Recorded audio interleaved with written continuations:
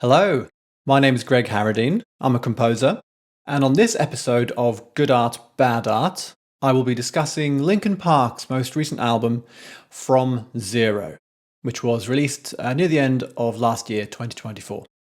This is episode 23, I think, of this series.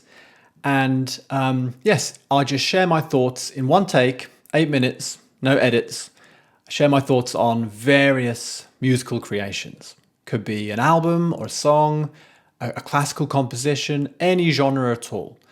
And before I reach episode 30, I'm going to definitely include 3 or 4 suggestions from my wonderful, incredible viewers. So if you have an idea of what I should look at next, please let me know in the comments and tell me why.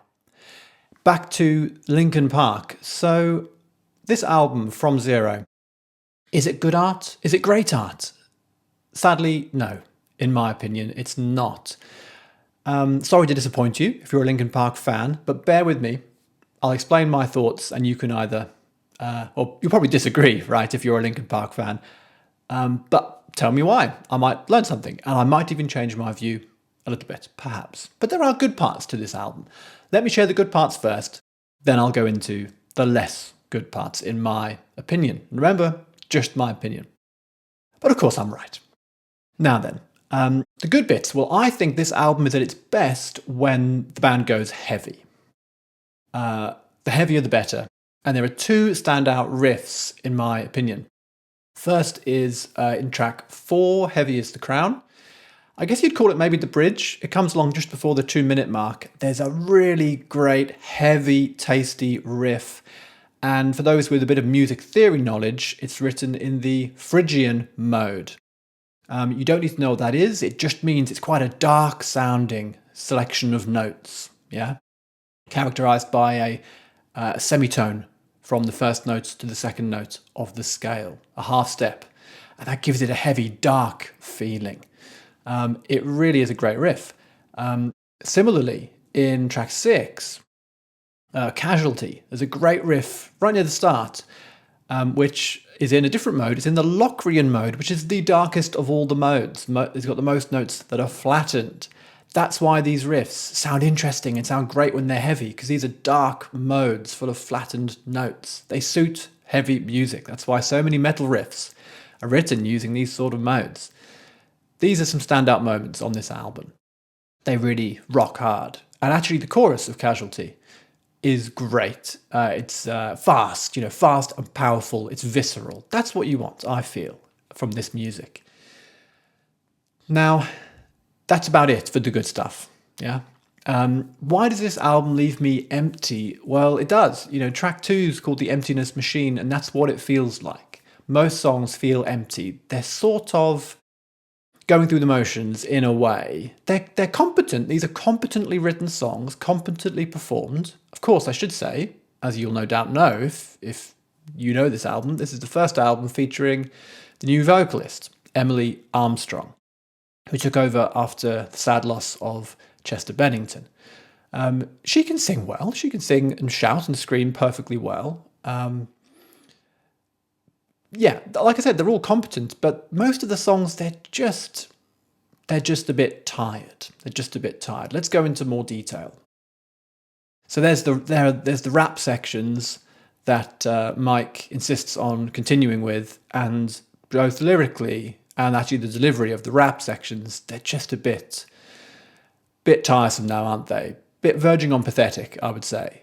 It's very adolescent, and I feel like, these people, they're in all the band members, they're in their late 30s or their late 40s, that sort of age. Have we not moved on from these tired adolescent cliches and phrases now? Can't we, they take their music seriously, I'm sure. This is a serious band. But lyrically, and especially the rap, it's just a bit childish, isn't it? A lot of these lyrics, to be honest. Bit cliched, yeah. So, and the music, now, like I said, when they go into these heavier sounding modes for some great riffs, it can work well. And they've got lots of these powerful soaring choruses. Yes, I'm not immune to a powerful chorus. It gets my heart pumping a little bit, but it's a short-lived high. Yeah, ultimately it feels a bit fake, it feels empty, to my ears anyway, to my ears. To be a great band in this kind of genre, what genre are they anyway? Are they still new metal? Is it, well, I don't know. You tell me, what genre would you say this album is? But to be a great band writing this sort of music, you need something else. You need some element that makes you great. I could say, well, other bands that have some extra elements, System of a Down, they have this humorous element, right? Which I think makes them great at their best. The Mars Volta, favourite band of mine, they have a very progressive element, which makes them really interesting. Mastodon, fantastic, heavy band. They have a kind of almost mythical element. I don't know, there's something about their lyrics and their songwriting feels kind of mythical and timeless. Or, say Mr. Bungle, the heaviest music of Mr. Bungle, it's just weird, isn't it? It's full of this weird power. You need something. Linkin Park are missing any of these aspects to me. I read something on Reddit which really chimed, actually. Someone was saying how they've just gotten into rock music, they said. Just gotten into rock music. And they're finding they love Linkin Park. They want to hear more bands like Linkin Park. And that chimed a chord. I thought, yes, maybe if you haven't heard much heavier music, haven't heard much rock music, maybe you would like Linkin Park. But once you listen around a bit, try some other stuff, you probably learn that they're a bit on the bland side. Yeah? That's what I think, anyway. Most of the songs, apart from when they go into one of these heavier riffs, most of the songs are all in the kind of natural minor key, the Aeolian mode. So we have the same similar sort of chord progressions. Feels a bit tired. And I'm not a fan of the production. I think it's overproduced. And all these electronic elements and studio trickery. It's well done, don't get me wrong, it is well done, but I'm not a fan of it. I think if you're going to write heavy music, what do we want from heavy music? We want the sound of people interacting physically with instruments, hitting the drums hard, strumming guitars hard. Yes, that is powerful. We don't want someone fiddling with knobs in the studio all the time and hearing, you can hear this little bit of panning here, this bit of filtering, these effects on the drums here, and this DJ stuff, this scratching coming in now and then. I feel it takes away from the power of the music. So there we go. Doesn't do it for me. I'll give it 46 out of 100. So, 4.6 out of 10.